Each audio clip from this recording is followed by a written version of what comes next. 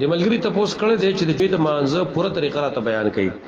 د جمعې د مانزه پوره طریقه غدار چې کله سړی جمعې مانزه راځي نو وختي برازي چې څوک وختي راشي نو تاسو ثواب ډیر ملاويږي. لاول وخت کې څوک راشي د دوه ثواب ته ملاويږي چې اوخه ذبح کړي وي.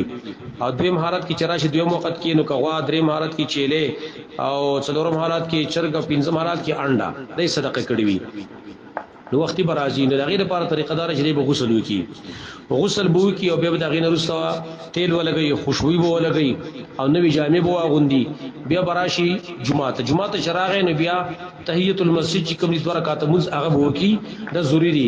باقی نور ته امام دراوتو پورې بدن نفلونه کوي نفلونه بکې چې څومره د په تقدیر کې الله لیکلي مخ کی سنت مؤکده نشته سره تحیت المسجد دی.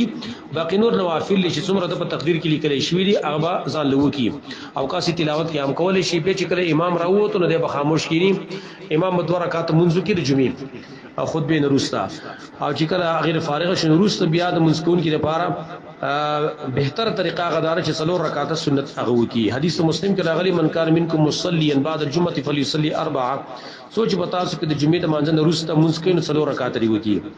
لیکن کله کله ک دوه رکعات وکي په کور کې کور ته واپس لاړو الته دوه رکعات وګره نه ام کافي کی. لکه په حدیث عبد الله ابن عمر رضی الله عنه کې راغلی دي چې څلور رکعات اغام کړی دي او نبی صلی الله علیه وسلم چې کوړه تلانو الته دوه رکعات کول.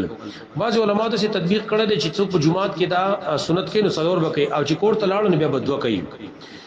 او بعض علماء دي چې نه څلور رکعات دا بهتر دي چې وشي کله جمعه کې کله په کور کې نو هم کولای شي.